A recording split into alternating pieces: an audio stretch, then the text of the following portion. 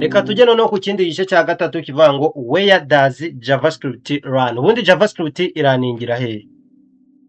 So now where does JavaScript run? So tugiye ku kindi gice kivuga ngo where does JavaScript run? So JavaScript need any engine, a program that reads your JS code and turns it into instruction the computer can execute.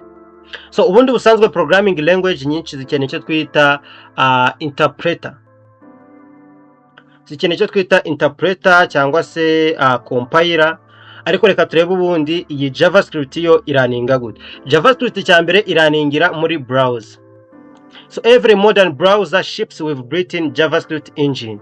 Nukuvuga ngo JavaScript igira ikintu twita JavaScript engine mu browser kifasha kuraningira hehe muri browser. So nko muri Chrome cyangwa se Edge igira icyo twita V8 which is created by Google. Muri Firefox ikagira icyo twita SpiderMonkey. Muri Safari cyangwa se this is the browser, hari Chrome, hakaba Edge, hakaba Firefox ndetse na Safari which is naho ni JavaScript core cyangwa se Nitro which is developed by Apple. Nukuvuga ngo JavaScript ishobora kuraningira muri every modern browser yariyo yose waba ukoresha. Waba ukoresha Chrome, waba ukoresha Edge, waba ukoresha Firefox, waba ukoresha Safari. So easy even I think na za Opera. So is modern browsers also supporting cyangwa se zishobora kuraninga JavaScript. So when you visit a website, the browser downloads the HTML, CSS and the JS file, then the engine runs the JavaScript automatically. So now ahandi JavaScript iraningira ni outside of browser which is Node.js. So nukuvuga ngo JavaScript nanone ishobora kuraningira muri Node.js. So now Node.js take the V8 engine and lets you run JavaScript directly from your terminal, no browser needed. Nukuvuga ngo iyo uri gukoresha Node.js JavaScript ishobora kuyiraningira muri terminal. So ibi byose tuzagenda tubibona especially nitugera nko kuri backend.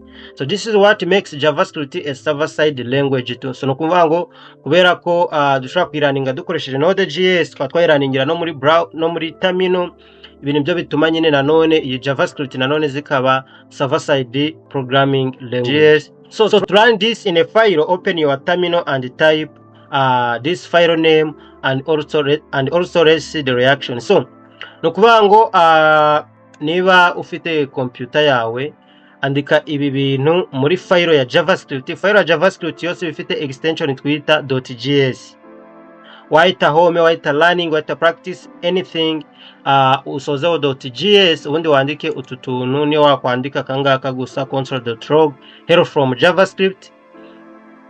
So ubundi ujye muri terminal wandike iyo file yawe. So urugero nanjye nje hano kaza kuri terminal, nkaza hano kuri new terminal. So ninza hano kuri new terminal, I have to remove this and this. So urabona ko hano ariho turi muri terminal. So gombe kumakinga sure ko rero so nukuvuga ngo ugomba kumakinga sure ko uri muri iyo file yawe. So ninza hano rero nkandika ngo node, narangiza nkandika 01, niko file yanjye yitwa what is javascript.js. So ninkanda enter, urabona ko barahita batwereka hello from JavaScript running on Node.js server, lesson 1 complete. You know what JavaScript is. Next, so you see, nukuvuga ngo ibingibi turimo turabona hano, aho two murimo kubibona. So ibingibi nibyo ibingibi turimo turabona hano. This nukuvuga ngo ibingibi si ngombwa ngo bimenye kubera ko tuzagenda tubyiga. So now ubonye ko ishobora kuraningira muri browser cyangwa se muri terminal, ikaraningira muri terminal iyo turi kuyiga as server side programming cyangwa se turi kwiga backend.